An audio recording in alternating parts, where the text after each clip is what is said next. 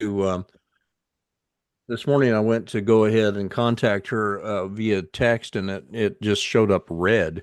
So I thought, oh, that means that her phone isn't working. No working.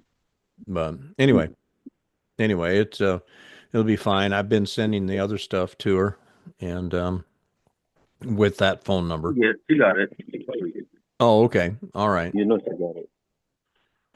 Yeah, but I was thinking about, just as far as the stuff we've had to fight for. When we were first married, we were doing I was working on a movie project in Dallas, and the writer of the movie, he came up to me and he said, it was after one of the meetings, and he says, "You and your wife are concerned about being able to nurse your child, aren't you?" And I said, "Yeah, why?"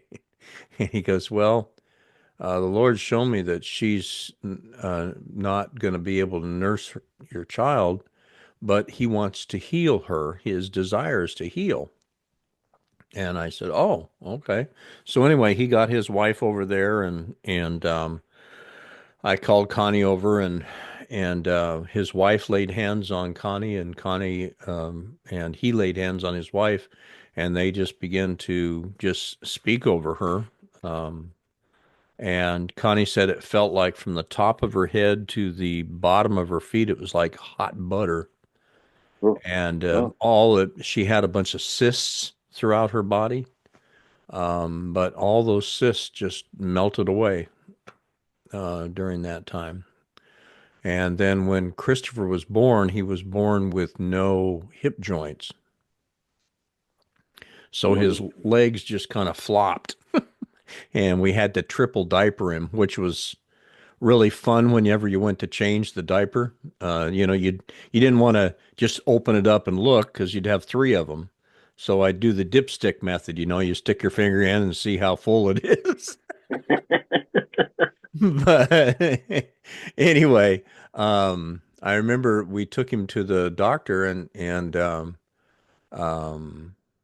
I came home and I think it was a couple days later. It was just like the Lord spoke to my heart and said, he was perfectly and wonderfully made, and he began to share a bunch of other things with me. And so I just laid hands on the little guy and I took him back into the doctor and I said, "Could you please re-x-ray him?" And he said, "We just did this a couple of days ago." I said, "I know." I said, "It's my money." And he re-x-rayed him and he comes back out and he says, "I've never seen a miracle before." He says, "This is the first one I've ever seen." He said, last time, a couple days ago, there was nothing there. And he says, now every single bone, every bit of cartilage, everything is there.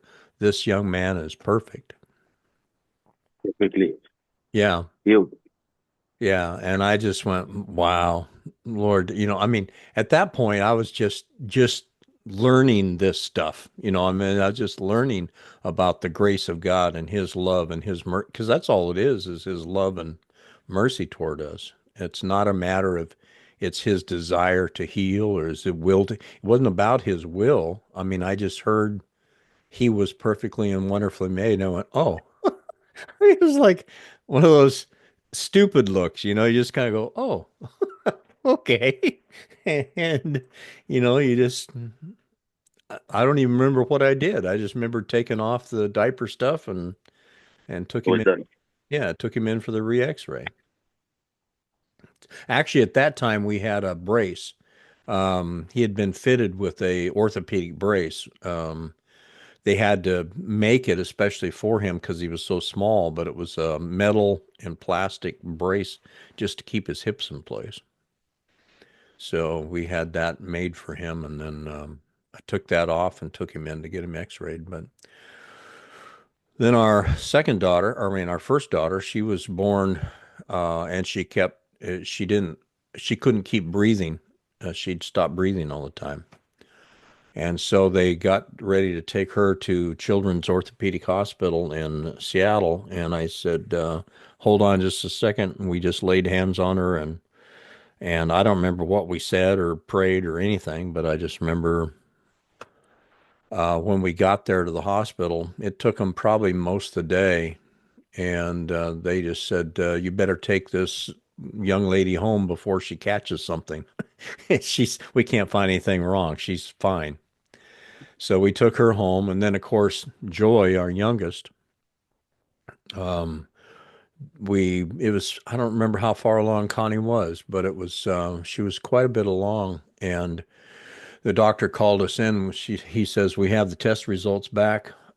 She's supposed to be Downs. She will be Down syndrome, and you should probably abort her because it's not fair to bring a child like that into the world. I said, and Connie and I both said we're not going to do that. We're not going to abort her, and he said, and then he got kind of upset. And he says, "You should abort her because it's not right to bring something like that into the world."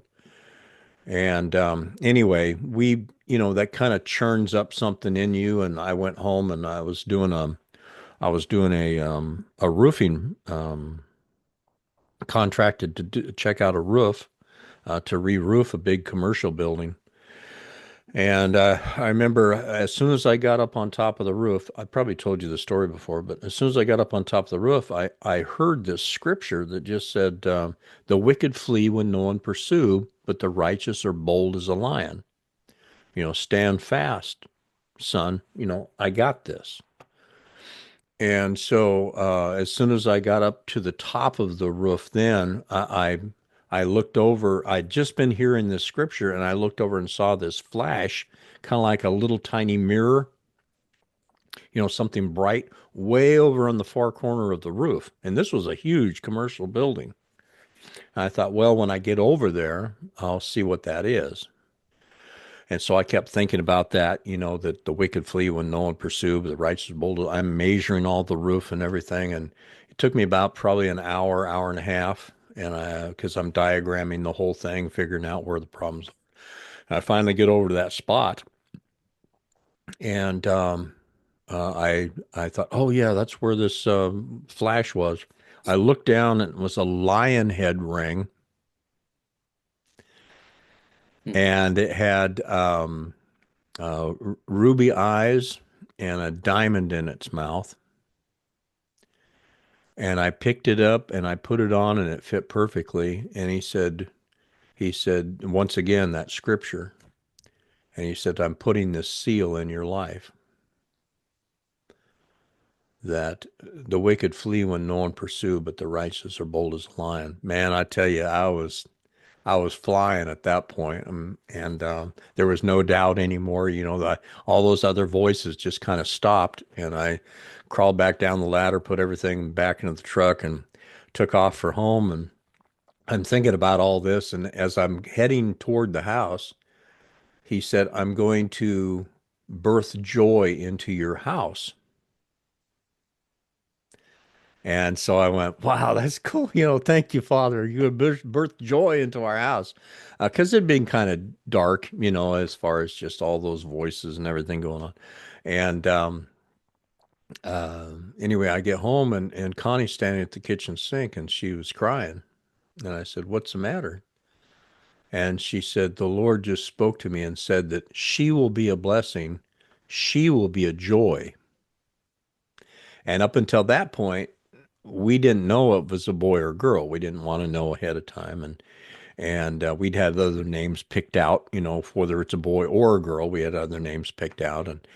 And of course, now we're going, okay, her name is going to be Joy.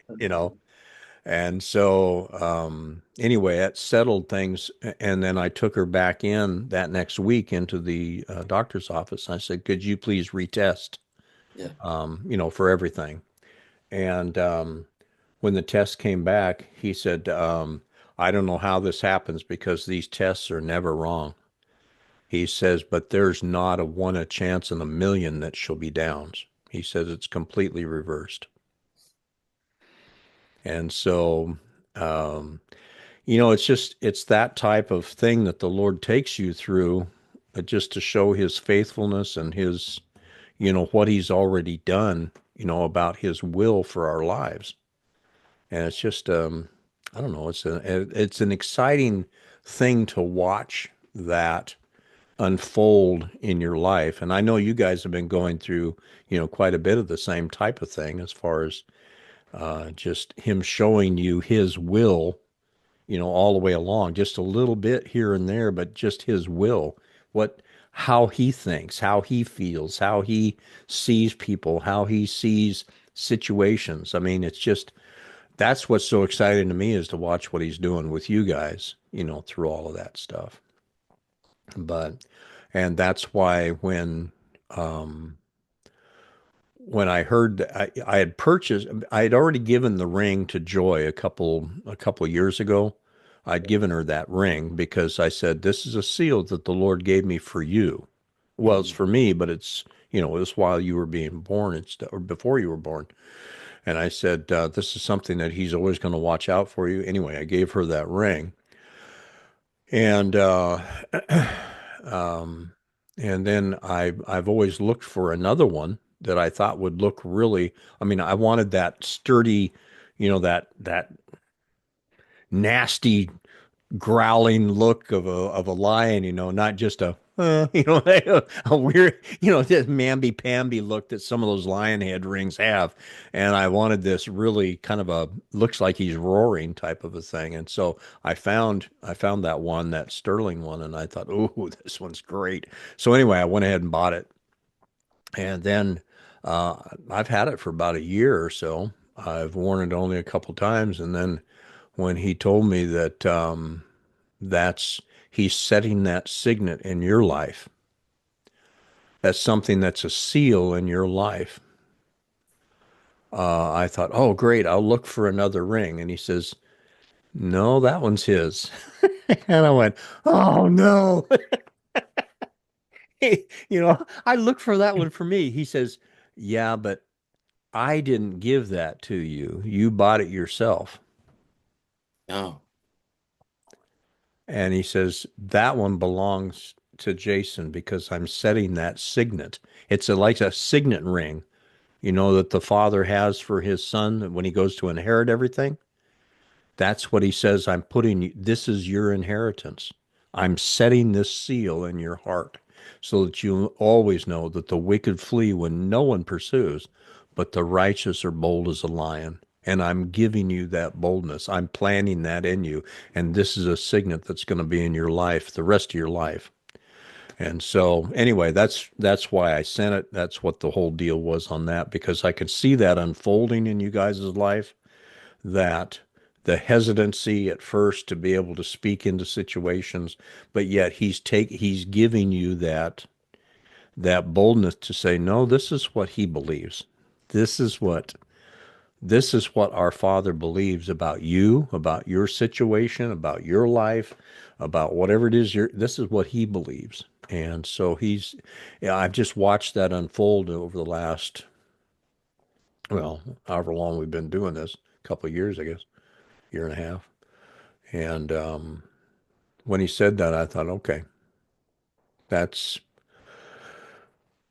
you want to do that in somebody else? That's all we're supposed to do is be good stewards of whatever it is that you're giving us. So anyway, hopefully that's something that seals something in you too every time you see it, or every time it just remind you of the work that he's been doing, as well as that since he began the good work in you, he's also going to complete it. He's going to finish it. So anyway, oh um, well, it was good. I mean, yes, we've been going through some things, and we always stop and like, wait, let's take a step back because right now we're not seeing the whole picture, and right, we'd step back and listen, think of the lessons that we've been going through, or even just last week's lesson, or last week things we just talked about, and we forgot already. And we're like, wait, wait, wait, let's take a step back. Why are we going through this? And so we would talk about it, and we were like, no, this is what is going on in this household, and like us, we're trying to find a house, and right. it's It's kind of sad, but at the same time good because we're sad because we're not finding that right house, or we can't find any place here in town, and we're like, so are we supposed to be here, or we're not supposed to buy a house, or what's going on? Why is all these doors being shut down? Every time we feel good about it, Right. and it shuts down, and then we feel like we're in this little time before we uh have to move out because there's a lot of us in this house, Yeah. and we're like stressing, and we forget, and we forgot about everything we talked about, and when we have to Right. step and say, okay, what's going on? Why are we stressing out? Why are we trying to do things? I mean, if the Lord is stopping all these things, Right. we said if it's not your will, if it's not the plan, then shut it down. Right. These things have been shut down, and but then we're like discouraged, like, oh man, we're not getting a house, we're not getting this. We're looking all over the state to include California. I don't want to, but we're Wow. looking, we can't find anything. And so we're like, okay, maybe we are supposed to just wait on Yeah. him. Um, Interesting how the Lord puts us in this situation because it really tested our our trust in him, because it really Yeah. showed we're trusting ourselves trying to find all these things, and then he's like, I don't know,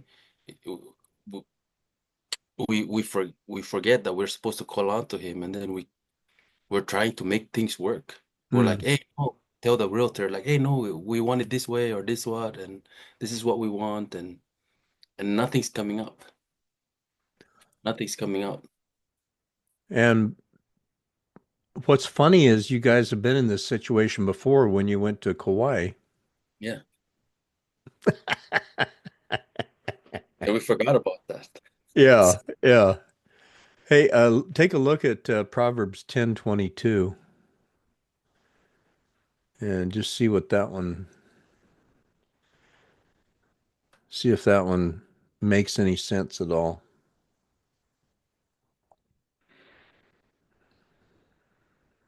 10:22. Yeah. The blessings of the Lord, the blessing of the Lord, it maketh rich, and he added no sorrow with it. Yeah, no sorrow. No Yeah. sorrow. A lot of times we think, oh, that's a blessing of the Lord. And then as soon as we get into it, it's like sorrow after sorrow. And man, I wonder if we should have done this, and oh, and it seems like you got to keep paying for something or other or keep doing something. But the blessing of the Lord make us rich. In fact, in Amplified, it says, blessing of the Lord brings true riches, and he adds no sorrow to it, for it comes as a blessing from God. And you go, wow. That's a whole different feeling than just I've worked and worked and whoo, I'm glad our hard work is paid off.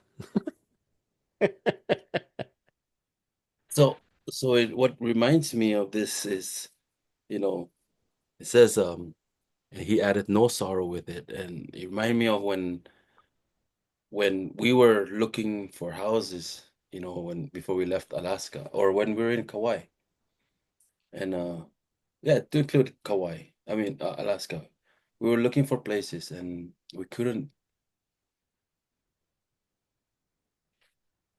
come to an agreement on what we want and a place, and it sounds like it's similar because I want simple, you know. She's thinking of the whole family, and I said we can make it work. It doesn't matter, whatever. We've done it Right. before. We're, Yeah. we're pretty resilient on whatever is thrown at us. We can make it work. And what we found out when we were in Alaska or even in Kauai is that when the Lord shows us something, He shows it to both of us. Yeah, that's true. And so Because when you're one. we're one, and when we make a decision, it's not my decision or it's not hers. Because if we go forward with it, we would I would blame her Yeah. it's not gonna work, and she's gonna blame me. Yeah. But if we go together because of the Lord showing us, who else are we gonna blame? The Lord. Yeah. But everything He gives is He make it no sorrow. He added no sorrow with it. So Right. we know that I think we are both in disagreement on certain things, and I think that's the issue. I mean, not just me and Lulu, but also Dorothy, if she's Right. in the picture too. So it's all of us, and we try to add the kids in the decisions, and we don't want to just go to any random place or Right. uh, an area where there's no kids. Yeah. We want to make it uh, um, enjoyable for them as well. Yeah. And they Tough part like. is it's not a democracy still. It's a theocracy. It's a, Mm. God rule. Yeah. So in the kingdoms of men, um, that reminds me of a lot that had to do with, I think it was in Daniel, where it talks about Nebuchadnezzar had this dream, and then finally he was cut off, and the dream was he was cut off as this stump, but finally this little sprout came out from the stump, and he asked Daniel what that meant, and Daniel said, it says that during this time the Lord's going to cause your roots to go down deep, and then you will begin to flourish again. So what's been cut off and you thought was dead is going to flourish again. And but that's because your roots during this time when you don't see any progression, you don't see anything happening, that's because your roots are going down deep, so that you'll know that the Most High rules in the kingdoms of men. And that's the thing that got to me was that whole process that happens is things get cut down. You think, oh man, there's nothing happening. I mean, all I see is this dead stump. And all of a sudden you see this little sprig coming up through the dead stump. It's just a little hope. And he just says it's because you're realizing the roots have gone down deep now. Because of that, it's tapping into the real nutrition and the real thing that it needs to give it life again. And then you realize that only the Most High rules in the kingdoms of men. Brings you to a lot of place of peace and rest because that little plant coming up out of that dead stump didn't have to do anything. So you just think, wow, Father, thank you. I mean, you're going to show it to all of us. You're going to show it to my wife and I first, but everybody's going to have peace and life to it. In the mouth of two or three witnesses, every word's going to be established. So they're going to be the witnesses to it. So it's going to be kind of fun.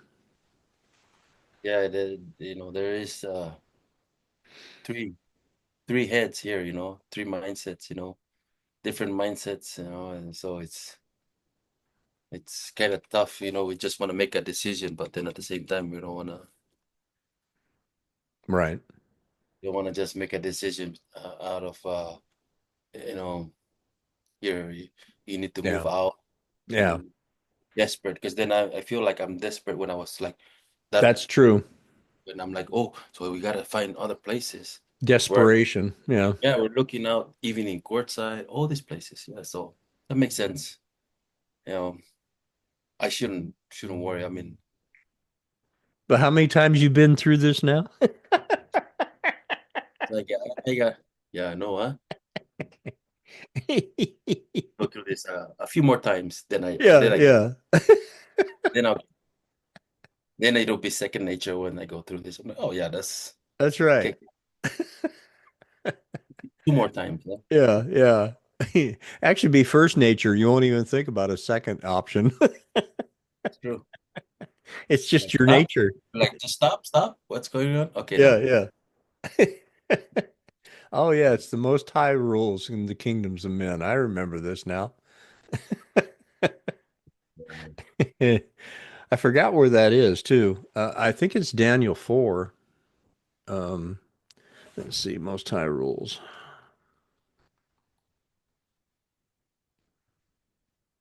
Yeah. Daniel 4. Yeah, Daniel 4, I think it's verse 17. It says that's where it is the Most High rules. Um, oh yeah, that's just the whole thing about the verse 13. As I lay in my bed, I also saw the visions in my mind, a watcher, a holy one coming down from heaven, and he called out in a loud voice, cut down the tree and chop off its branches, strip off its leaves and scatter the fruit. Let all the beasts flee from under it and the birds from its branches, but leave a stump with its roots in the ground and a band of iron and bronze around it in the tender grass of the field. Let him be drenched with the dews of heaven and graze with the beasts of the grass of the earth. Let his mind be changed from that of a man, and let him be given a mind of a beast until 7 times pass by. You know what seven means there, right? No. Well, it means the time of perfection. Seven Okay, means the 7, yes. fulfillment or the fulfilling of time, but also too, what happens on the seventh time or the seventh day, Rest. day of rest, Yeah, rest, yeah. until finally you come to a place of peace and rest. This decision is the decree of the watchers, the verdict declared by the Holy One, so the living will know that the Most High rules over the kingdom of mankind and gives it to whom he wishes, setting over it the lowliest of men. Um, and then he goes on. Um, Daniel actually interpret or tells him the dream, and then I think it's in. Oh yeah, yeah, yeah. Verse 28. All this happened to King Nebuchadnezzar 12 months later, as he was walking on the roof of the royal palace of Babylon. Is this not the Babylon the Great which I myself have built? Oh man. And Mm. while the words were still in the king's mouth, a voice from heaven said, it is decreed to you, King Nebuchadnezzar, that the kingdom is departed from you. You'll now be driven away from mankind to live with the beasts of the field, and you feed on grass. Um, and 7 times will pass you by until you acknowledge that the Most High, until you acknowledge that the Most High rules over the kingdom of men and gives it to whomever he wishes. Wow. And verse 34, at the end of those days, I, Nebuchadnezzar, looked up to heaven. My sanity was restored to me, and I praised the Most High God and honored and glorified him who lives forever. For his dominion is an everlasting dominion. His kingdom endures from generation to generation. All the peoples of the earth are counted as nothing. He does as he pleases with the army of heaven and the peoples of the earth, and there is none who can restrain his hand or say to him, what in the world have you done? At the same time, my sanity was restored, my honor and splendor returned to me for the glory of my kingdom. My advisors and nobles sought me out, and I was restored to my throne. Isn't that crazy? As soon as he realized, as soon as he realized that the Most High ruled in the kingdom of men, begin to glorify God again. That's probably what happens. A lot of times we forget to glorify Him in the middle of all of that stuff. We get so worried about everything going on. Oh, We get distracted. Yeah, yeah, it's a distraction. Yeah. Wow. But it's just interesting to me that that whole thing, I'd forgotten about verse 34 through 36, as far as what he began to do then and to realize in his heart and just begin to proclaim who God is over everything. Because I don't know what his relationship before that time was. He was trying to do it all himself. Isn't this Babylon the Great, which I have done? Yeah. I just see when you started reading on 13 and going down with the tree and what, I just think about uh pruning. Oh, yeah. Yeah. Yeah. It wasn't like a regular trim. Hey, cut the whole thing. Yeah. And then go again. Wow. Yeah, cut the whole tree down. Yeah. Wow. Yeah, just cut it so you don't so you can see. Yeah, Huh? Once you can see it, then because sometimes the tree is just in the way. that's true. There's a I don't know how much pruning you've done, but I had to study a lot in doing what I was doing and a lot of the horticultural stuff I used to do. And there's a Japanese way of pruning. It says take off, how does it go now? Take off branches, something about take off the excess branches so bird can fly through. Mhm. And so you look for everything that's dead or crossing. You first of all prune off all the dead ones, and anything crossing, you cut all that off. And different plants, in order to produce fruit, you have to prune them different ways. So, like an apple tree, you prune differently than some of the other fruit trees and stuff like that, in order for them to produce fruit. But that was something that always got to me to prune in such a way so that bird can fly through. So, like what you said, so Yeah, you can see through it again. Yeah, yeah. because like you said, a lot of times, man, we can't see the forest because of that one tree. You're so close to that one tree, you can't even see the rest of everything else that's going on. So, Yeah, no, even just like when we were in New Mexico this year, and we were cleaning up the acres, the place, and we were trimming the trees, the pine trees, they were there were the pine trees and the junipers, but the pine trees were just beautiful when you trim it, because right. it's ugly, but when you start trimming it and Yeah. it go, you can see through the other side, and it's so beautiful. Just that, just Yeah. trimming it, and trim the excess and the little branches sticking out, dead ones. Yeah, it just Right. trim a little trim goes a long way, and it grows even better. And Yeah. you just go back and look at your work, and you just see how this you can see to the other side. You can see a elk if Yeah. on the walking.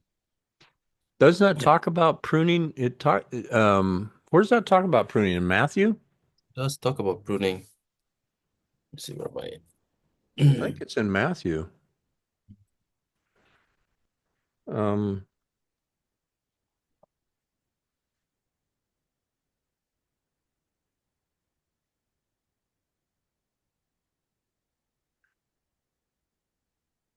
huh. Isaiah, I was just trying to look for it in Isaiah 2:4. It just popped up. It says, um, he will judge between the nations, mediate disputes for many people, and they will beat their swords into plowshares and their spears into pruning hooks. And nation will not rise up the sword against nation, and never again will they learn war, because now it's just about pruning. Let me see, where is it at here? Oh, huh. First time I see pruning is John 15:2 and 3. Let's see what that says.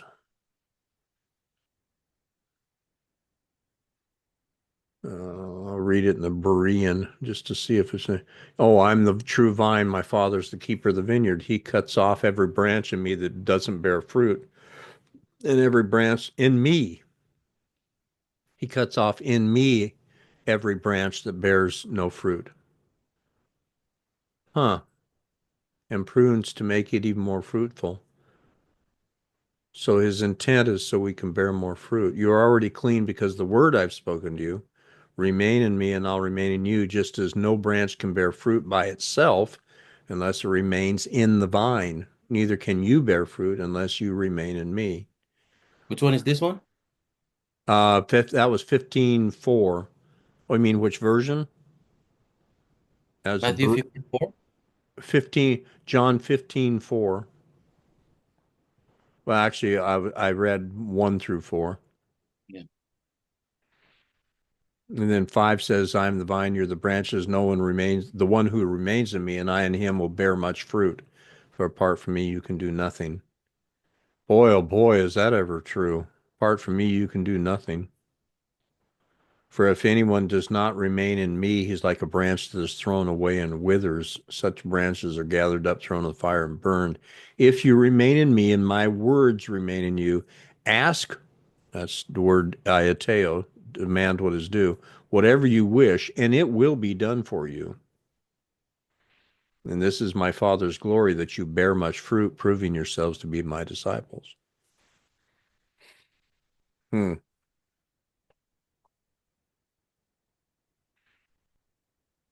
I don't remember who I was talking to. I think I was talking to Justin this last week, and we were just talking about the refiner's fire. Yeah. And whenever the gold and silver, you always think that whenever you're going through a trial or whenever you're going through something, and trying to make a decision, everything, it feels like you're alone, that God's not talking. He's not watching. Where is he? How come I'm not hearing anything? All those different things that are coming through. But I had forgotten that whenever a refiner is doing something with gold and silver, the heat is cranked up so high to separate the precious from the vile, or to separate the impurities from the pureness of the gold. The refiner has to keep his eye on that closer during that time than he does at any other time. And it's just interesting that, that which is first is natural. After that, we think he's far off, but at that time when the heat's cranked up the most, that's when he has his eye on us the most. Mm. He cherishes those whom he chastises, or those who are going through it at that time. Well, sometimes I don't like it. No, no, it's not ever pleasant. No. Not ever pleasant to be in the heat. Just show me, Lord. Yeah, yeah. What? I've already shown you this I 3 or 4 times. Let me show you That again. is, yeah. Well, that's true. When you started describing it to me, it just reminded me so much of the story I've heard. I haven't heard too much about the Alaskan thing, but man, the stuff that happened in Kauai, just as far as, well, maybe we ought to do this. Well, let's try to do this. Man, nothing was opening up until that one. And you went, wow, that's crazy how but he opened that up.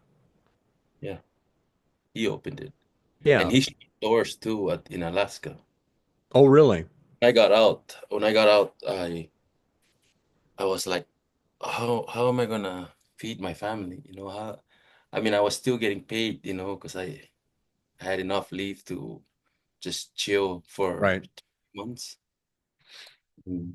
And I didn't have to work for 2, 3 months and still getting paid. And I was, as the every day goes by, my window is closing, and I'm Yeah, like, yeah. okay, yeah. Because when he said to get out, I didn't think he said get out, just get out of the military. I'm thinking, okay, just get out of the military and I can go back and work as a contractor. I went and applied all these jobs, same jobs as a civilian. Steve, if if if I would just say, if the Lord wasn't in there and I applied, easy. Really? It was so easy, the jobs, the people that I work with, even the civilian, the military, the unit that I was gonna work for as a Contract? civilian, we know each other. Wow. So easy. As a contractor, I was overqualified. Man. I like no, and I was like, what? Yeah. Lord, what is going on? Overqualified. They said, no, we selected someone else. And then I find out who. I was like, really?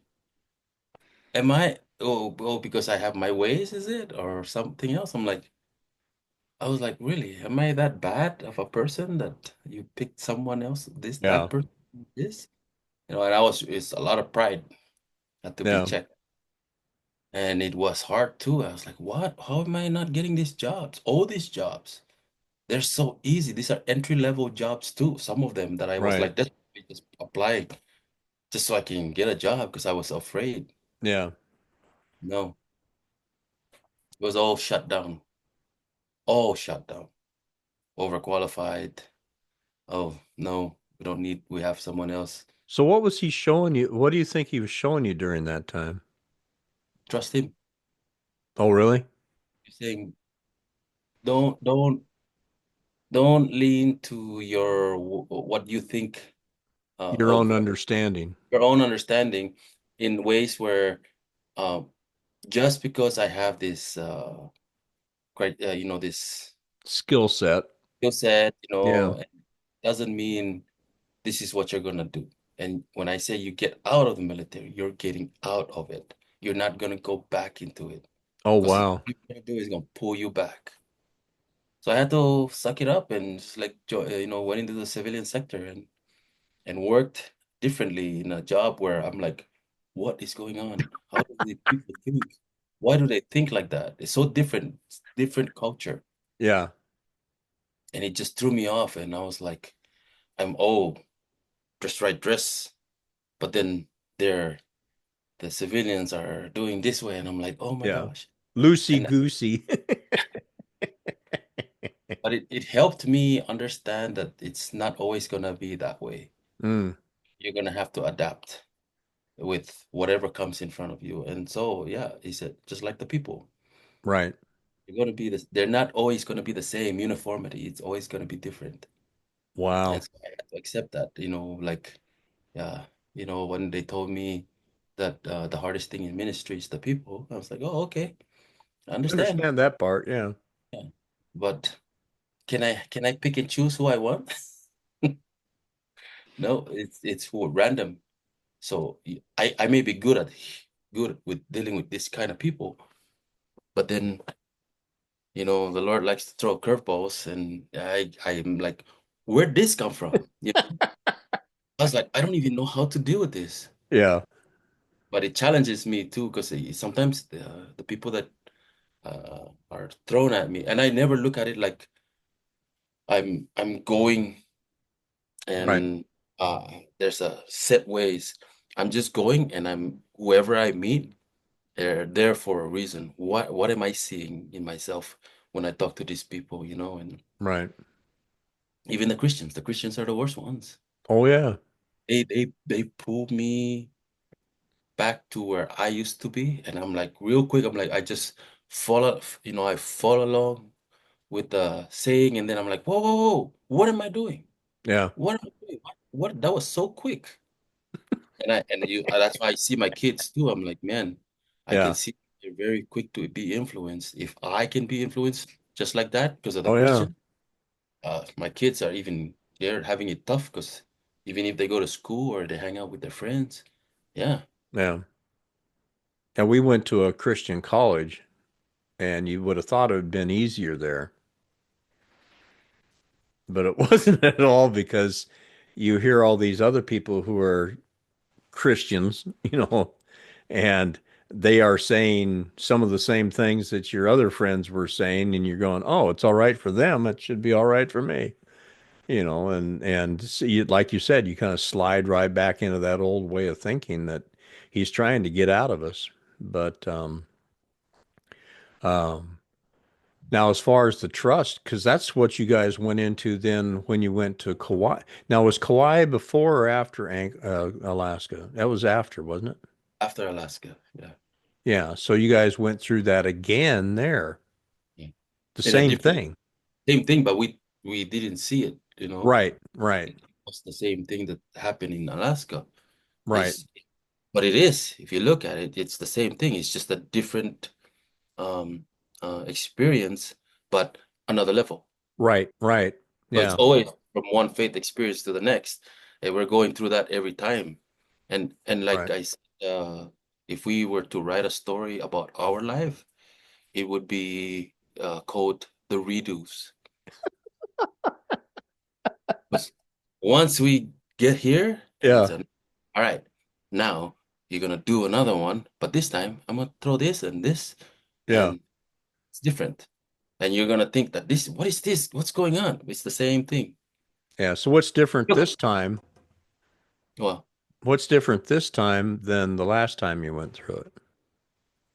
this time I would say uh we're going through it together and with Dorothy. Yeah, And, and before it was us making the decisions all the time, I think. But now I think it's better that are, we're trying to be one together, even though, me and Lulu are one. But as a family, right, we get together and really work together. And, because again, two families, headbutts, you know, I'm not saying that we're heading butt or what, but it makes it easier if we all like just turn and say, okay, Lord, right. what do you tell us? What is, because we can make it. We can make it our way. Well, We know yeah, it's not gonna be pretty, but it's better your way because no sorrow. yeah. So No how's sorrow. it similar to what you've already been through the other several times? Because there's got to be some similarities to realize that it's the same. It's the same thing. It's just a different. There's different factors now involved. It's the same. It's like almost the same, not same trial, but it's like he's trying to teach you kind of the same things. But what is the similarity between this and what's happened before? It was maybe, oh,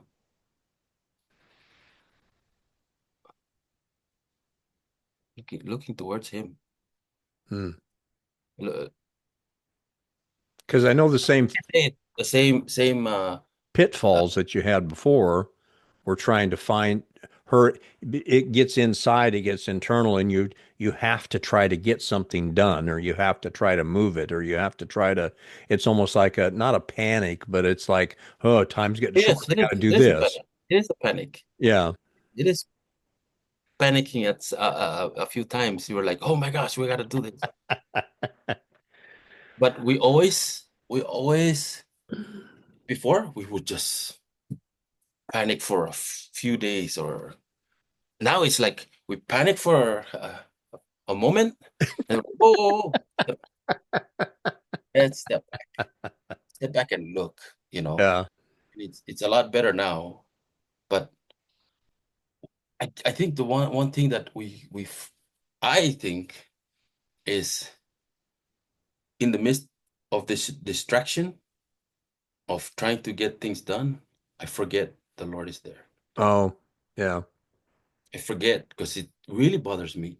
But we talked about like what we talked about the yeah. snake. But last night we were talking about it. We were going through this snake thing, and it's like a snake that just bit, and we're like, nope. Paul went through this, and but it's like it's like that snake is still there. Yeah, Looking at my hand, the snake is still there. Why is it still there? And yeah, it's hard. Uh, I think we were looking at the physical part. We are living in this world. We are going through these struggles, and that distraction is very strong in our faces. Like it's right there in yeah, our face. We cannot shake it off. yeah. Still on your hand.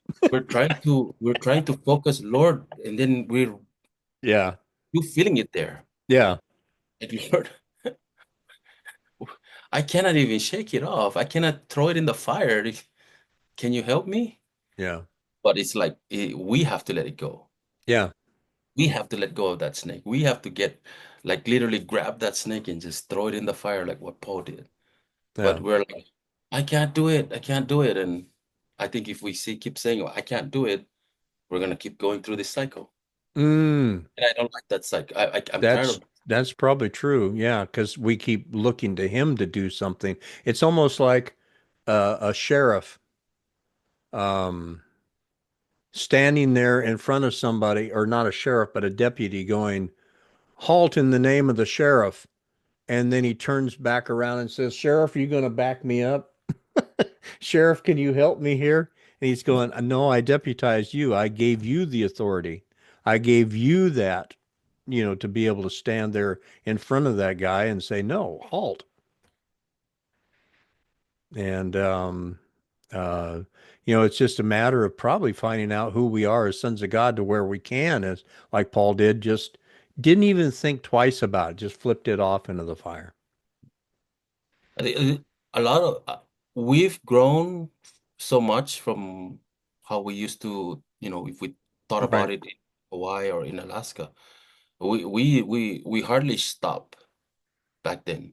We wouldn't stop and like look around and like really think about, wait, what's going on? Why, recognize what's going on, Yeah. right? Who told me this?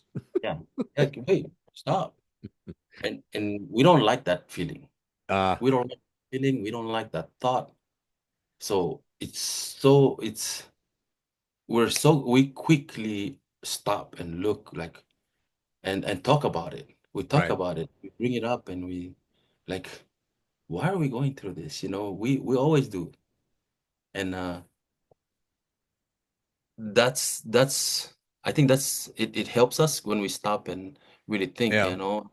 But then there's some day, and I think it's like usually in the evening when everything's kind of cools Yeah. down, and we think even better when in at night, Yeah. and usually at night you cannot even think. You just want to go sleep. You're tired and what? But brain fog, no, we Yeah. like we're just focused and zoomed in and ready to tackle this problem and like or even talk about it. But during the day, it's like we're so on the go, and I don't like that feeling. Yeah. Even just to say, or like we talk about just trying to, um, throw the business out there and and like advertise our business. I'm like, I don't even really want to do that. Right. Then I'm gonna be just caught up and I'm trying to make it. Yeah. If And look what I've done by the work of my hands, oh, said ooh, Nebuchadnezzar. yeah, I don't like that. I don't want to do that. I Yeah.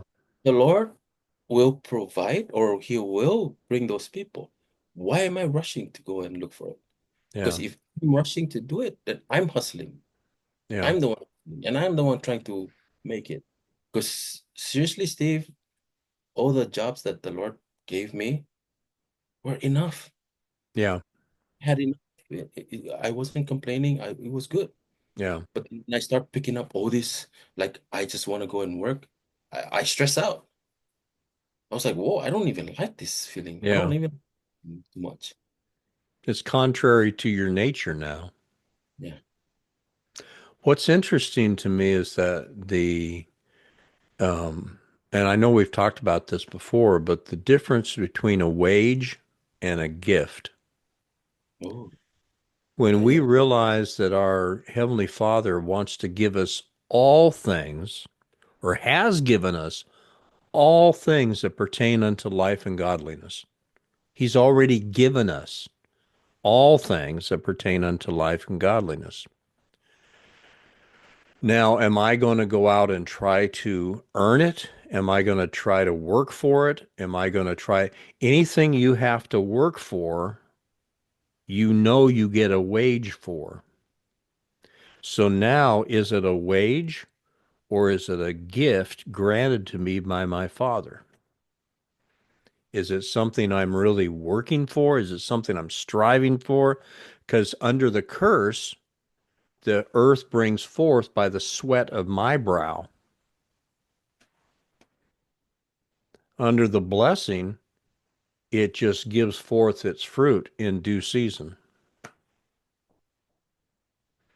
So, am I, like you said earlier, am I just relying on Him to bring about the house, to bring about the jobs, to bring about whatever? Or am I really stressing about it and trying to make it happen? And now it's just a wage. because the blessing of the Lord, if it's just the blessing of the Lord, if it's a gift, it makes rich and there's no sorrow to it. But man, that wage is a tough one because it always comes back down to like Nebuchadnezzar. Well, look what I've done. I built this business up from the ground up. I mean, it's great. I don't like that feeling. No, I don't even want to say, look at this and look what I yeah, made. I don't even want to, then my big head's gonna get no. overwhelmed. And I then, oh, like looking at the stuff that I created, but when I look at it and realize that that's not a creation of something I've done, it's something that God graced me to do, it's a whole different perspective.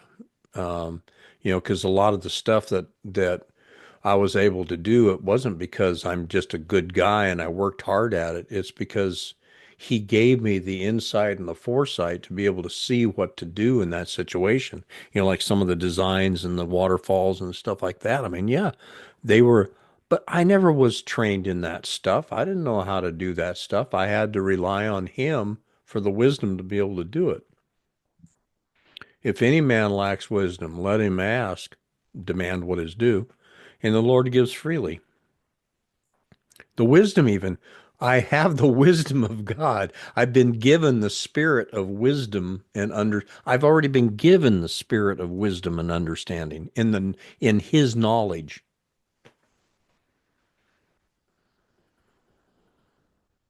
So it's by the Spirit. All of it's by the Spirit. They who are sons of God are led by the Spirit of God. I mean, it's nothing apart from his Spirit. We can't do it. yeah. Most high rules in the kingdoms of men. I can't do this myself. So, and going back to that pruning process we were just reading, he cuts off everything that's not producing fruit of his kind of fruit. So back to the pruning. So I I had other jobs that I wanted to do, before Christmas and what. And then there's this gentleman who asked for help. He goes to another church and he asked me. And people know that I would do floors. And he asked me, he couldn't do it himself, so he asked, and I said, sure, I'll come and take a look. So I went over, and I like to do things myself. I don't want to work for anybody but the people that's going to pay me. Right. And so I went over, and then I gave him it. This is what I was doing. And I find out that it's not his house, his work. I didn't know that he was a general contractor, Oh, but he does it by himself, but the floor was too much for him. So he hmm, asked help. And I said, here, just, here's my estimate, and this is how much I charge. And I had to turn down the other jobs, and I was so upset because when I went back to check him and ask him what's going on, and I haven't heard anything. He said that things changed, and um,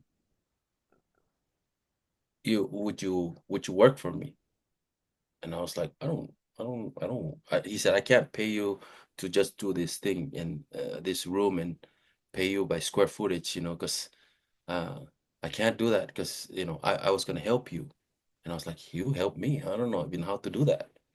I don't even know how to pay you if I wasn't even, never crossed my mind. right, And so he asked again and said, maybe you can work for me and I'll pay you, hourly. And what I'm like, hourly? I was like, I don't even get paid hourly. I don't even want to do that. I don't want to right, work. And so I said, let me think about it. Let me go ask my wife. And so I asked Lulu about it, and I was so upset about it.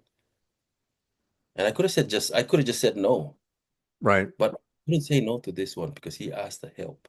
right, He's asking help, and I couldn't, my heart would just right, say no, but I was upset that he's going to pay me uh, to help him. And I was like, I didn't want to do it, Steve, but I couldn't let it go. yeah, And I couldn't say yes to the other ones, and I had to push them back to another date. right, And so I went over and talked to him that day because he asked me. I said I can come and help you on Friday. So I went and helped him Friday, and we were talking about the floors and what. And I was like, I just told Lulu, I'm just gonna go and help him. I won't even charge him or anything. And if he really insists, then I'll just say $20 an hour or whatever. Yeah. I didn't have to bring anything up. And he said, "Hey, I'll pay you $35 if you want to work." And I was like, "Sure, I'll take it." Yeah. Yeah, I but was see, very your quick. heart was is to do what you initially he put God put in your heart to help him. So that's what you stuck with. And that's the key there is to that fruit. That's what he wants is that fruit. Yeah. And so I had to, at first I was like, oh, sheesh. I was like 35. I didn't even, I was like, sure, why not? Yeah. And then we started, I said, he said, when do you want to start? I said, I'm here now, so let's start now. And so we started and we're working. And as I worked, I was like, hmm, this is helping my pride Yeah. because, me and I'm trying to grow my business but not like this. And I should take those into consideration of helping other people. And I don't mind helping, Right. Right. but, you know, he was asking for help as a brother, and as a Right. brother, I was like, sure, and I'll help you. I had to say I won't get paid. I had to just say, Yeah. it's $20 an hour. And the Lord says, no, $35. Inside I was like, oh my gosh, I didn't even think about that. I Yeah. was like, how, 35 times what? And I Yeah. was like, I can't even think right now. I just like, let's do it now.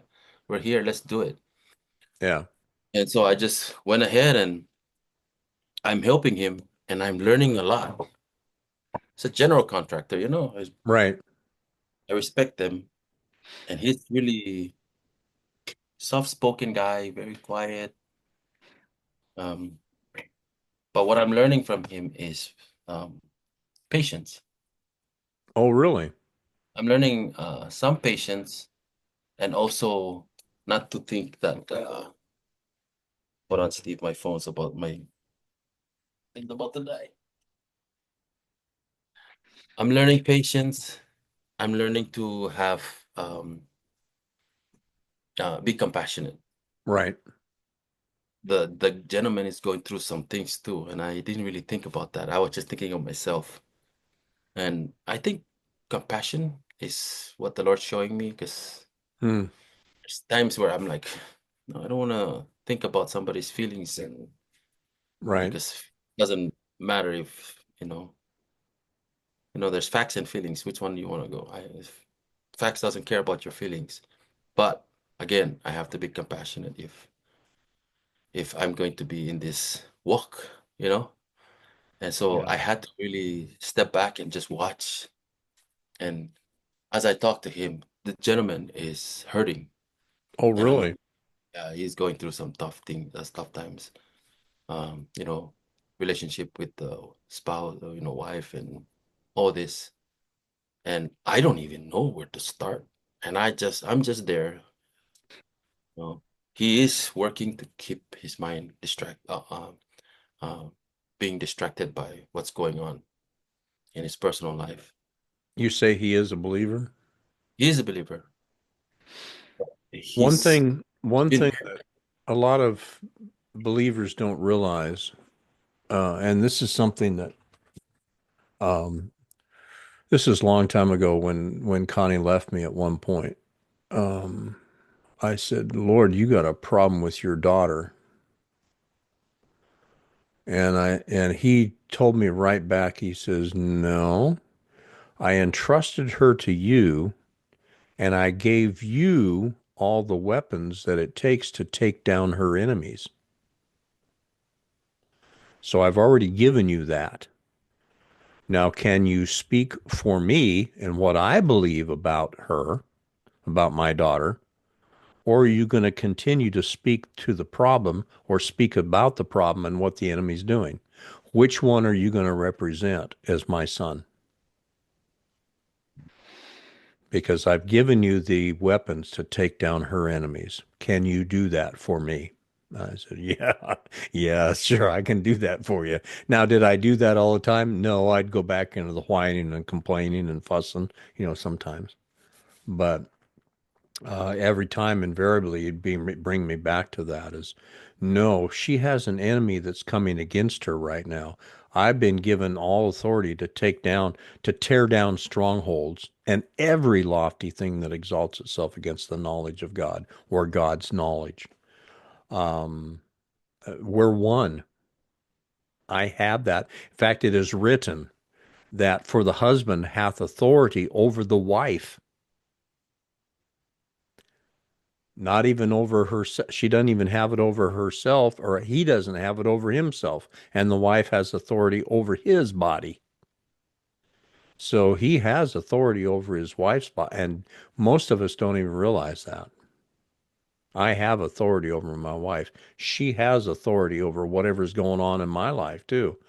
But we always think about the flesh and blood. We forget about the powers and principalities because that's what we wrestle against. We don't wrestle against flesh and blood. It's against that stuff that's coming against that person. That's what we're wrestling against. And we have authority to take that. It says that he's given us authority to tread upon serpents and scorpions and over all the power of the enemy. All of it. I think he is a believer, but as far as that, I don't know if he believes that or understand that he has authority. We've never I been trained that, most of us. Right. And the church, where he goes, that's they only give milk. You say, oh, we just pray, we just Yeah. pray. Oh God, if it be your will, please help us. Because when he brought it up, I'm like, I didn't even know what to say. Right. I was like, oh my God, because I was talking about the property, his property, and he mentioned he was like, oh, you didn't know? I was like, didn't know what? And he explained that him and his spouse are his son, he knows. And so he's explaining, and I'm like, man, I was like, wow, that's, and you can tell he's hurt. Oh He's yeah. tried to talk to her and email and what. And I mean, they live in the same small town. It just, but it's hard to just hear somebody go through that, and you can see what he does to take his mind off. Yeah. And that's the thing Yeah, too. If we, can remind him about that, yeah. but how much does he really need? And again, I don't just go and say anything Right. without, Right. Yeah. because I might say something and he'd be like, "What? What? What are you talking about?" You know, because I asked him, "Hey, is your wife a believer?" And he's like, "Yeah, I would assume so. That's why I married her." And I was Yeah. like, "Wow, If that's the case, and this is something that's really hard, if that's the case, we have the spirit and the nature of Christ, which says, I will never leave you nor forsake you, not even till the end of the age. That's the spirit and the nature of Christ. So if I'm even straying from him or I'm going away a little bit, what does he do concerning me? What does he do? Does he continue to believe and to speak what it is that his father says over me? Or is he going to give up and say, "Oh, I better find somebody else"? No, he chose me. I didn't even choose him. And so, if we are one, then if I think about what it takes to bring me back into that with God, I can certainly speak that over my wife. I have the authority over my wife, and that's that's such a confusing thing to most people because they're still thinking flesh and blood. yes." And I was gonna say, if I'm, yeah, if I, I might say something to him. It's like, you have authority over your wife, body, because that's not hers, and she has over yours, and he's gonna, people might think, oh yeah, then, you Yeah, know, yeah, yeah, yeah. fine. No, no, no cavemen here. No, we're not No, no cave. no. And that I mean, isn't, on him, you can tell because, I mean, if yeah. just by And he's, talking to him, you know yeah, where he's he's. coming from the place of pain too,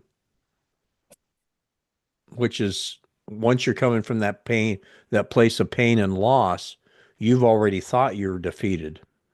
Yeah, And that's the thing to get him back on the place where he always, as it says, he always leads us forth in victory. Always. So does it mean I'm going to win my wife back? Doesn't matter. It's not about winning her back. It's about defeating the enemies that are coming against her life yeah. or against us as one. Because can I tear those? Yeah, I have all authority to tear down anything that's a um, stronghold. Because that's what it is. It's become a stronghold, and there's no way. And that's the same thing you guys are in right now, is that there's a thing that comes up against you guys that just says, "Oh man, this is a stronghold. You're going to have to get over this hump, and you're going to have to find this. You have to do this." No, I've been given authority over all that stuff. He's always going to lead us forth in victory. The Most High rules in the kingdoms of men. This is a place of peace and rest. That's where we start from. And now I'm going to war from that place of rest. I don't have to war trying to get it to happen. It's a gift of God. I have all things that pertain to life and godliness. So, does he know I need a place? Well, of course he does. Oh yes, he knows. And he's going to supply it. My God shall supply all my need, not my job. Yeah, not my job. Yeah, not my job. No, my job, mine. But I it's been, and it's not just one thing. yeah, It's like four different things coming at you in four different directions. From four corners of the earth, he's coming at me. yeah, What? yeah, Like, yeah, what? yeah, all at Let me, once. let me handle with just one. He's like, no, you can handle all four. Go Yeah. ahead. Oh man, that reminds me of something. This is I know we've probably gone through this before, but Second Chronicles 20. Um, let's see if I Oh, can get to Second oh, Chronicles. wait a minute. Yeah, I think I know where you're going with this. I think it's Second Chronicles. Yeah, Yeah, there were three or four when you said coming from all four corners. There are yeah. three or four armies that are coming against Jerusalem at this point in time. Um, and each one of them was stronger than any of them individually that he had ever encountered before. But now all four of these are coming, or three of them are coming at once. And of course, what does he do? It says, verse 3, he was alarmed.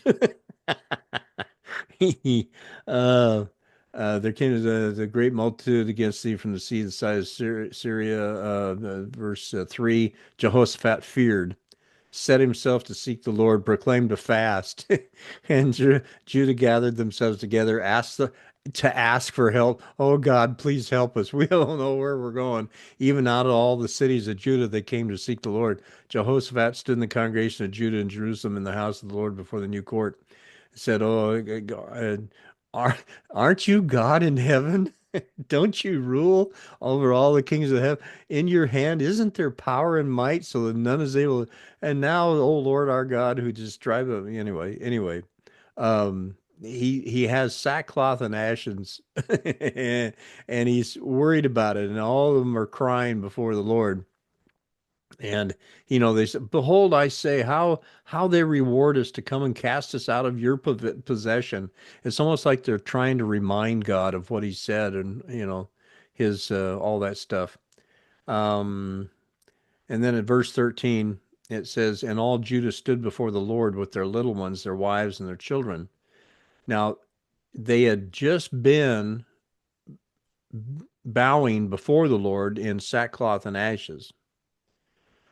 Then upon Jehaziel, or whatever his name is, son of Zechariah, the son of Benaiah, the son of all these guys, came the Spirit of the Lord in the midst of the congregation. And he says, Hearken you all of Judah and you inhabitants of Jerusalem, and you King Jehoshaphat, thus says the Lord unto you, do not be afraid. Now, this is three of the strongest enemies that they've ever encountered before in their life, and all three of them are coming at them at once. Don't be afraid nor be dismayed by the reason of this great multitude, for the battle is not yours, but God's. Oh, God. Tomorrow go you down against them. Behold, come up by the cliff of Ziz, and ye shall find them at the end of the brook before they. Anyway, you do not need to fight in this battle. Set yourselves, stand still, and see the salvation of the Lord. Fear not, nor be dismayed. You know what that word dismayed means? Dismayed? No. It means to lay down prostrate in fear, Oh, yes. immobilized. Oh, You can't move. You can't do anything. You're too afraid. Tomorrow go out against them, for the Lord will be with you. And Jehoshaphat bowed his head anyway. And then all the inhabitants fell before the Lord and worshipped him. See, before that, their eyes were on the enemy. no. All the enemy was doing. Now all of a sudden, their eyes are on the Lord and they begin to worship him. And Levites, children of the Kohathites and the children of the Korites, and stood up to praise the Lord. They stood up then. After bowing before the Lord, they stood up and began to praise him with a loud voice on high. And they rose up and anyway, Jehoshaphat stood and said, Hear, O Judah, you inhabitants of Jerusalem, believe in the Lord your God, so you shall be established. Believe his prophets, so shall you prosper. And when he had consulted with the people, he appointed singers to the Lord, that they should praise the beauty of his holiness. They went out before the army to say, Praise the Lord, for his mercy endures forever. And when they begin to sing and to praise, the Lord set ambushments against the children, their enemies, and they were smitten. And the Lord um, basically made an end to the inhabitants of Seir. Every one of them helped destroy each other. But as they begin to sing praise to the Lord, he set ambushments. He did against the enemies round about him. I thought, boy, that's what a progression you see happening here, in this whole thing. At first they were afraid, they were looking at the enemy, and then all of a sudden they recognized who God was and to begin to exalt his holy name. And then they stood before him and began to sing. And at that point, the Lord set ambushments against all their enemies round about them. And I thought, man, if we could just get our eyes off the enemy and off the waves, off the situation, off the problem, off the whatever, and begin to see him for who he really is, that he indeed does rule. The Most High does rule in the kingdoms of men, and begin to praise his holy name. He's going to take care of the rest. All we have to do is set ourselves, stand still, and see the salvation of the Lord. It sounds so easy, but man, that's the hardest thing in the world to do. Yeah, it sounds so easy. I mean, just thinking of the Israelites, they see a pillar of cloud, a pillar of fire, Yeah. and still scared of Pharaoh's army coming. Yeah. Yeah. Yeah, that's true. The waves are parted. I mean, Yeah. the seas parted, and they were still afraid of the. Yep. Because their eyes were on the enemy, not on God, of what was going Yeah, on. I mean, I think that's what I said is us, our, our, our eyes are on our situation, our circumstances. Yeah. Yeah. I mean, even the Lord is right there. Yeah. That's true. I even know that the Lord can do it, but yet I always fall back. There's I'm like looking at my situation. Like I said, I'm looking, Lord, and the snake's still on my hand. And who told you he was still latched onto your hand? No, I don't Why see do it, we but believe that? Yeah. I feel like it's still, Yeah. like do I still feel that pressure there? Yep. Still do. You know, hey, it's so true. I just gotta get over that hump, yeah. Yeah. Well, that's That why, imaginary like you hump. said, he takes us through this time after time, and every time he brings us, it's almost like we keep taking a lap around the mountain again, but this time we're up a little higher, and he's showing us something different about that Going same like this, battle. going up, Yeah. that roller coaster, but we're not going down. We're going Yeah. Yeah. up and down, up, and it's Yeah. slowly Yeah. going up. But what's But funny I is to know, just watch you man, guys, just to watch what's uh, happened to you guys and to hear the stories and the different things you related to me. I'm just going, they're going through the same thing again, but it's in a little bit different way. What is it he's trying to say this time? It's not up to me to know, because he's working that work in you guys. he is saying, "Did you forget? Yeah. Did you forget that we're through this again? Come on, little child, Yeah. go again." And again, I And say, you know, I know we're going like eh, in circles. You know, 40 years in the wilderness. yeah, yeah. I don't want to be in that 40 years, No.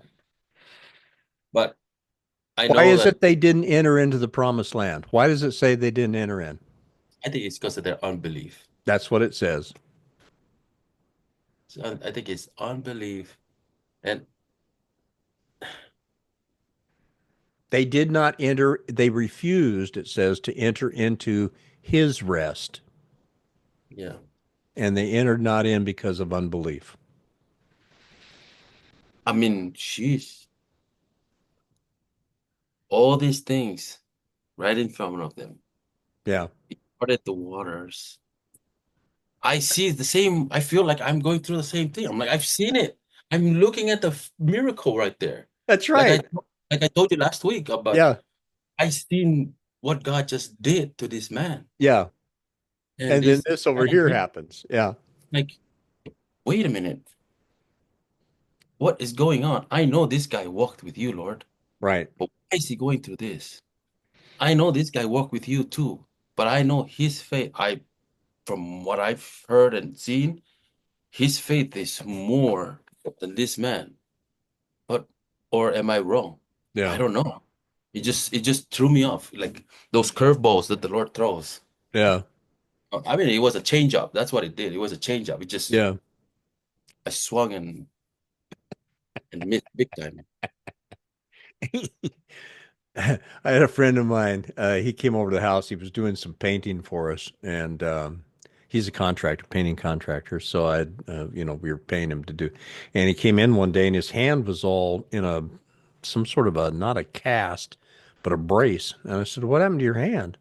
And he told me, and I said, "Do you mind if we just pray for it?" And he goes, "No, I love that, man." So anyway, I pray. I just lay hands on his, and I just said what the Lord says about it. That it's already done. Blah blah blah. Anyway, I said I don't remember what I said now. Anyway, my mom was standing there at that time, and this guy's name was Andy. Andy took off the brace. He says, "Okay, I'm ready to get to work now." And he shook his hand like this. "Okay, I'm ready to go." And I said, "Oh, you're all ready?" And he goes, "Well, yeah, it's done." I said, "Oh, okay."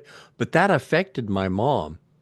She says he didn't doubt one bit. He knew that it took place. He knew that it happened. He didn't even have to feel it. He didn't have to see anything. He didn't have to have the dark. He just knew that it happened. I said, "Yeah, that was him. That wasn't, anything that I did or anything. It was him." And she goes, "I know. I can't believe." the faith of that. I can't believe that he just believed like that. But that really impressed her, even at 90, whatever she was at that time. It just really impressed her. She had never seen anybody that walked like that. And I thought, boy, if we could get to that point of just, you know, the snake, yeah, the snake bit me in the hand, but just flip it off into the fire. Yeah. Is it still hanging on? Does it still feel like I had a dream one time. I was asking the Lord if I was supposed to go someplace. Yeah. And I had this dream that I went into this house with this group of guys that I was with, and the carpet, underneath the carpet was moving, and we could tell something was under the carpet. And the guys were all afraid, and they kind of lifted up the corner, and there was a bunch of snakes under there. And so I said, just stand back. And, I'm probably not that bold in the, just outside of the dream. But I reached underneath the carpet and I grabbed at one time and I grabbed all of them right up around just underneath the head, just behind the head. And I don't know how many there were. There were probably at least a dozen, but they were all wiggling all over, and their tails were wiggling all over. And I had them in my hand like this, and all the guys were just freaking out. And so I took them outside, and I don't remember whether I had the knife or somebody else. Anyway, I cut off their heads. But one of them, before I'd cut off their heads, they kept reaching around because I didn't have some of them right behind the head. Kept reaching around and biting me, and they were poisonous snakes. And so anyway, I cut off their heads and I threw them down on the ground. And we're walking away from the house. And at that time, I think there were about 3 to 5 guys. I don't remember how many were with me. And they said, "Are you okay?" And I said, "Yeah, I'm fine." And he says, "Well, yeah, but those were poisonous snakes." I said, "Yeah." He goes, "Yeah, but they bit you." And I looked down at my hand and I just remember saying, "Yeah, but it's okay. It's, I'm not, nothing's going to happen to me." And I woke up knowing I was supposed to go ahead and go because I was going into this situation that where I knew that a bunch of guys had poisonous things to say against myself and a bunch of the guys that were going. And I knew that that was already going to take place, and that's why I didn't want to go. I just said, I don't want to put myself in that situation. And it was like the Lord was saying, go ahead and go. It's not going to harm you, but you're going to be able to take off the head of some of those other snakes. Yeah, they're going to bite you, but it's not going to harm you. You're doing it for the other guys. And so I went ahead and went. And I thought, isn't that the way that we should do with just about anything? If he's sending us into that situation,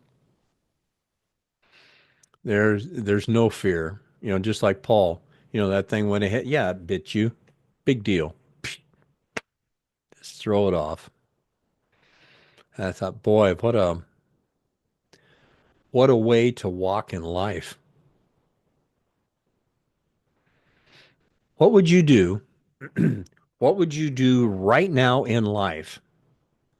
I mean, in the next, like the rest of the day or whatever from now on, what would you do if fear of missing God, fear of failure, fear of whatever, if fear was not even a factor? What would I do? Yeah. Wherever. I go anywhere. Do Yeah. whatever. Yeah. Nothing gonna stop me. No. Yeah. Fear becomes a lord in too many things. It's always a factor back here somewhere that we always take into account, but fear is not a factor. No. No, it's not. I I maybe I think too much. That's why. Yeah. Yeah. Maybe I think too much. So I'm like, oh, maybe I'm not Yeah. Yeah. afraid. You know, consider other people's thoughts, Right. feelings, and so I don't pursue. But I know that there's some things in my life that when the Lord says to go, I'm not afraid to go. Right. Right. I know He's working on some certain things. Like if He says to go to Utah, let's do it. Yeah. And tomorrow, let's do it. Yeah. I'll leave everything and go. I don't mind starting over again. I like it. I like the unknown. It, Adventure. but then I have to when I stop and think about it, I look around my family. Yeah. They're not ready. Oh, maybe this and maybe that. Not so much fear. It's just like, come on, guys. I'm gonna get upset because come on, let's go. We gotta go. The Lord says, go, we go, let's go. No, what about our things? What about leave it alone? Let's go.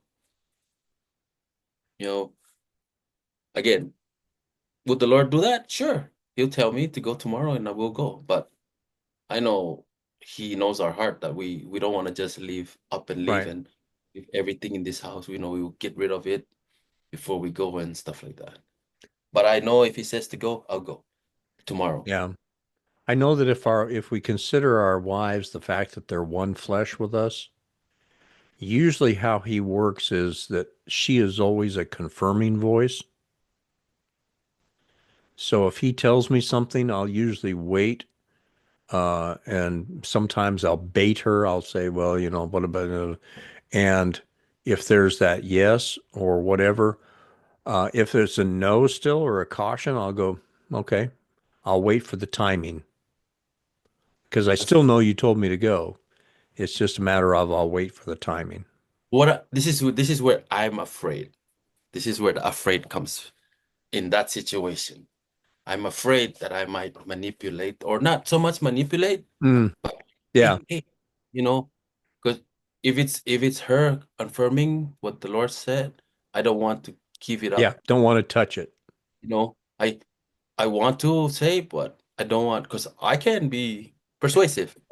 You know, I can be persuasive and not make Yeah. not so obvious, but Yeah. at Can we that trust that confirming voice? Can we trust in the mouth of two or three witnesses, let every word be? Can we trust that? Can we trust him in that? because what I'm afraid of is what I don't want is you. It's your plan, your fault, Yeah, your yeah, fault. yeah. Yeah, yeah, yeah. Yeah, I Like, understand. oh no, no, no. You heard it from the Lord too, so you Yeah, cannot blame me. that's Let's right. let's blame him. Yeah, Let's blame the Lord. But of course, we can't blame him. It's going to be good. yeah, But that's what I'm afraid of. When it comes to being afraid, is me making that decision alone, or I said something to yeah, planted something in her so she can come sway my way. yeah. That's what I'm afraid of. And there's part of that where, as a son of God, we're learning how to when to say things and when not. Yeah, I'm still learning. Yeah. Learning to keep silent or learning to wait for that confirming voice or even presenting that as something and then letting her affirm or not affirm. Because I just know that it has to do with the timing, Yeah, yeah. is all it is for us anyway. And it's probably every relationship's different. I don't know. But I just know that for us, it's usually a timing thing. Because I'm ready, just like the disciples, man. If he says go, man, I'll run the boat aground and drop the nets, and I'm gone. At least it used to be that way. Yeah, I guess I'm still that way, Steve.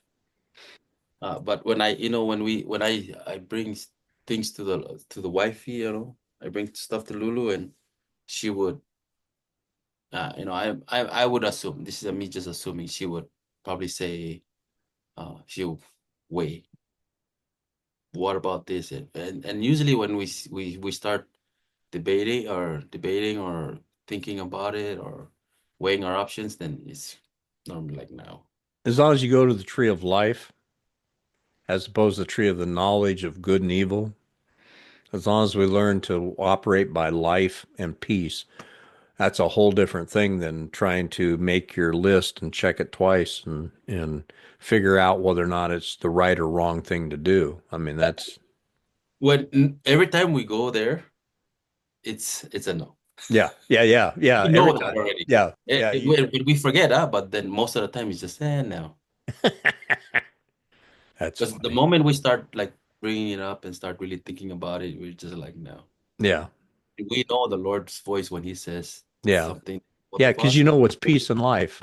Oh yeah, Yeah. He we know for sure that He's telling us, and we're like, oh, we look at each other and we're like, yeah, all right.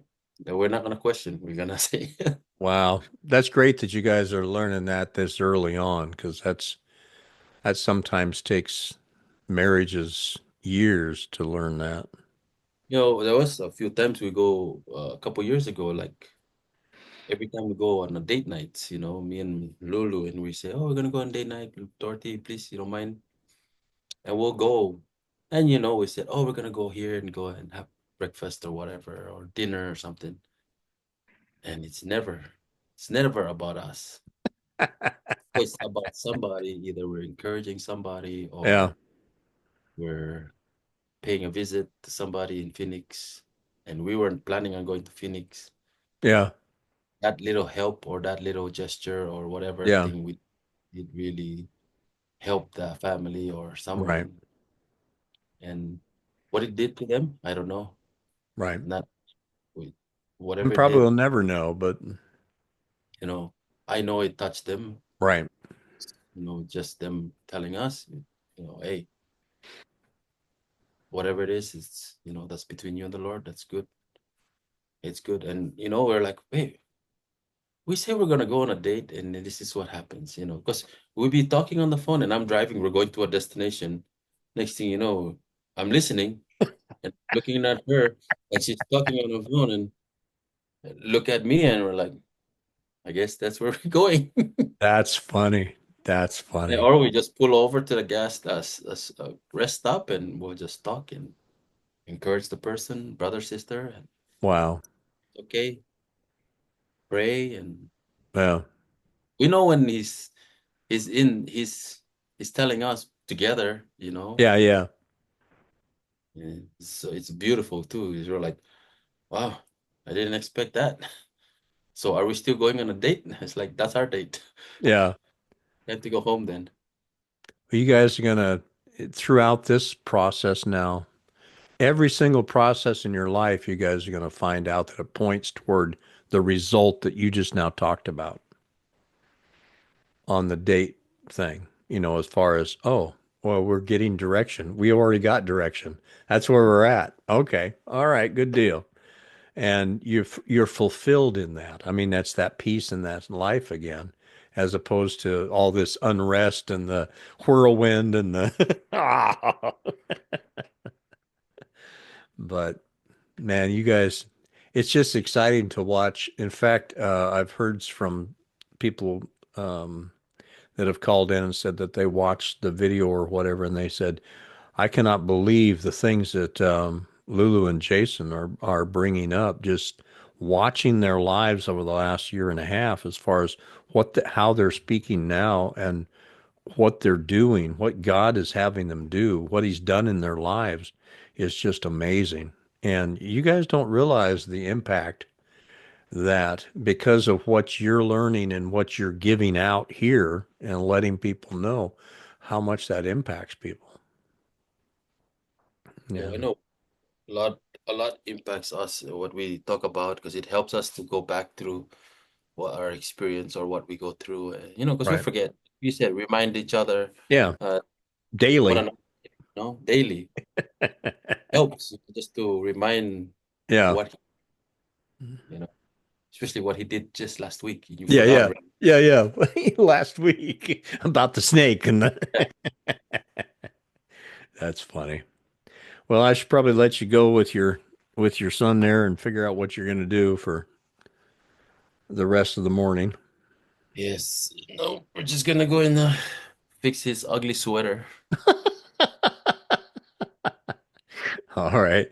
Well, you guys have a great time together as a family. I'm glad that Dorothy's there and the thing is she's going to find her own place of settled peace and rest as well. Because you guys will have your place, but he's going to give her he'll bring her into her own as well. And it's like it's not very far off. It's something that's going to happen. Uh, Maybe not quickly, but it's going to happen. and he's going to make sure that she has her own place of rest and safety. Mhm. Oh yeah. So, all righty, brother. Well, thank you again for just for sharing your heart on things because that's makes it very important. Um, because Well, it thank you. helps me. No, it helped me, and thank you, for the Oh food. yeah. Oh yeah, you got it on, huh? Wow. I'll take it off, and the boys Yeah. would, Uncle, you forgot, or Dad, you forgot your ring. No, I didn't forget. I put it down. Stop Yeah, touching yeah. it. Stop trying to claim my ring. Want your own, get your own. That's right. That's right. Or at least wait till the Lord gives it to you. Oh yeah, there you go. All righty. Well, you Guys, guys have take a care. great week and a great Christmas time too together. So that'll be fun. All right. Catch you later. Take Bye care. bye. Oh, did the wrong thing there. Punched the wrong button.